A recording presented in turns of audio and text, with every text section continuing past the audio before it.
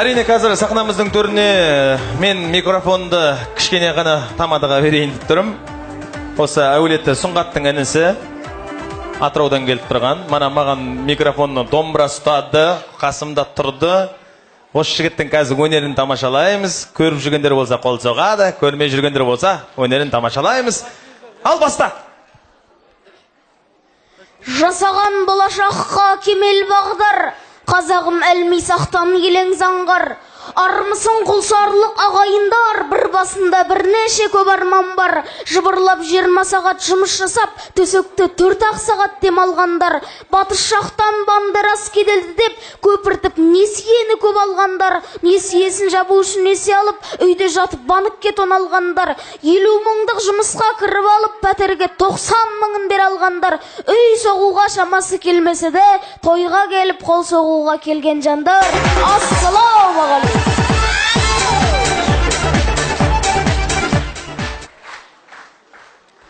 Уақыты жоқ заманда уақыт тауып, дағдарыс састырған заманда, берекені қаштырған заманда, үкімет қарық қылып жұмбақтап, азық-түлік қымбаттап, теңгеміз қайырылып жатса да, пенсионныйынан айырылып жатса да, бүгінгі тойдың көшін бастап, ағамыз бен апамызды қостап, гүл қылайық, нұр қылайық, бүгінгі тойларын ойдағыдай тындырайық деп келген ағайын, бір шапалақ ұрайық шығын.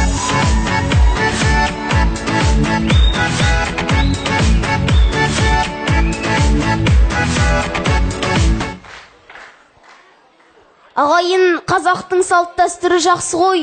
Не жейм, не ішем демейсің, жегенің алдыңда, жемегенің артыңда. Мысалы қазір, орысқа қонақ болсаң салы жейсің, үңкітіп әкеледі арақ жейсің. Қытайға қонақ болсаң шаян жейсің, шаянын ұнатпасаң таяқ жейсің. Корейске қонақ болсаң итін жейсің, кәдімгі қой секілді үйітіп жейсің. Арабқа қонақ болсаң халал жейсің, өзбекке қонақ болсаң палау жейсің. А вот қазаққа қонақ болсаң, пожалуйста, не жегің келеді, соның бәрін жейсің.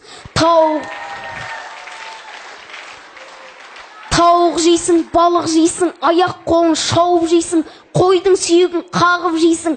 Тіпті қарның ашып бара жатырса, ішіндегі миын алып жейсің, үйіне 5-6 күн қалып жейсің, қорасындағы жалғыз малын жейсің, үшші соған тоймай қалған пакетке салып жейсің. Сонда да шапалақ ұрмайсыңдар. Жаса Қазақстан, жаса менің қазағым, артта қалды қиындық пен азабың. Ағайын, енді мұны не үшін айтып атыр деп ойлаған шығарсыздар. Қазақтың еңсесін көтерейін деген бір-екі ауыз сөзім еді. Шүкір, қазақта барлығы бар ғой. Қазір мұна телевизорды қосып қалсаң шошып кетеді екенсің. Кей елдер бар, бала шағасына нан іздеп жүр. Ал біздің қазақ ас қорытатын дәрі іздеп жүр. Украина қызылғанға малынып өлгенін сөйлеп жүр. Қазақта ой жоқ, қызыл өрікке билеп жүр. Россия менен Турция қырылып атыр, қазақ тойда сәкен қойған соқчы батыр құдасы менен көрісіп жатыр.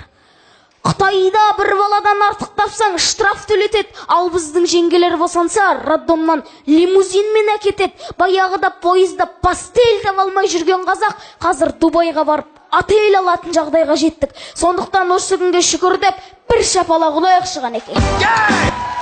Қазағым жаса, Қазақстан алға.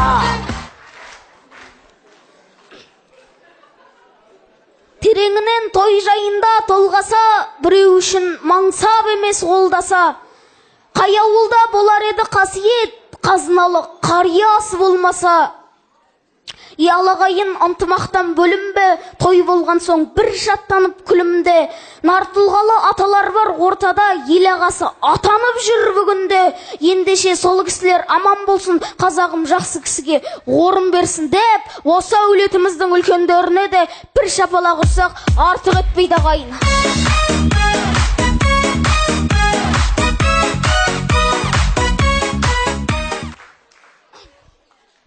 Ағайынына қария дейіп жатырық. Баяғыда бір әжеміз айнаға қарап, немересінің тойына дайындалып тұрмай ма жаңағыдай.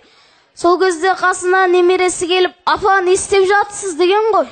Сол кезде әжесі тұрып, ей, сенің бүгін тойың емес пе? Тойыңа бармайын ба мен сенің? соған дайындалып жатырмын десе, немересі: ой апа, тасташы сол тойды, үйде отырмайсың ба? Анда мында шауып, аяғың ауырады, үйде демалып отырмайсың ба десе, әже тұрып: балам, мен сендердің әжелерің емеспін бе? Тойға барып, тойды ашып бермеймін бе? Батамды бермеймін бе десе: ой әже, үйден ақ келіп аламыз сол батаңыз, нағылас, анда барып қазір аяғыңыз ауырады, шаршадым, кетем дейсіз, төріңізден көріңіз жақын қалғанда не істейсіз сонда шұбырып? Отсаңызшы десе, әжесі баласының бетіне қарап тұрып: ей жаман бала, қазір осы жерде өліп қалып тойыңның бытышын шығарайын ба депті ғой.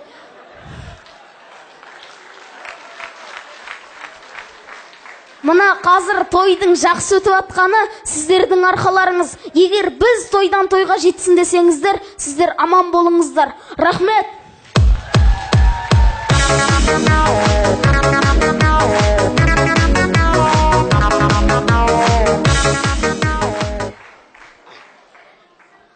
Ал Сұңғат аға, тойыңыз құтты болсын енді.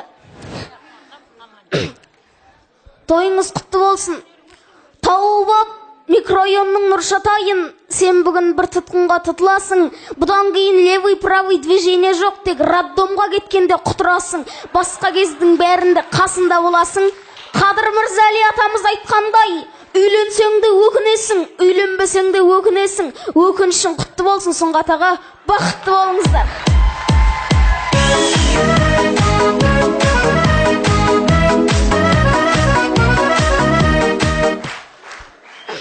Ағайын, енді баяғыда осындай кеше үйленген, Сұңғат ағам секілді кеше үйленген бір жас жігіт үйіне жұмыстан түнгі 3-те келіпті. Сол кезде әйелі: сосын әйелімнен ұят болар, кеше ғана үйлендім ғой деп, жататын бөлмесіндегі сағатын айналдырып сағат 12-ге қойып қойыпты. Сөйтіп, содан тарсылдан әйелі оянып кетіп: қайдан келдің десе, жұмыстан келдім, шаршап келдім дейді.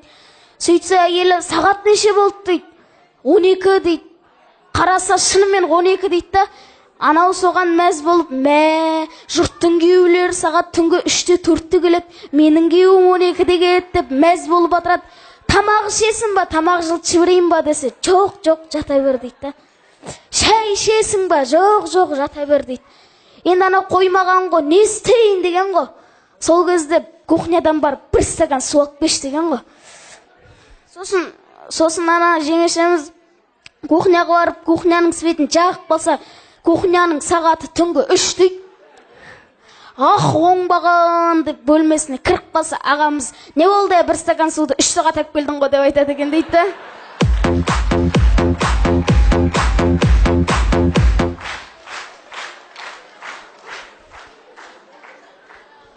Ағайын, қазір құлсарының қыздарынан сенің арманың не деп сұрасаң,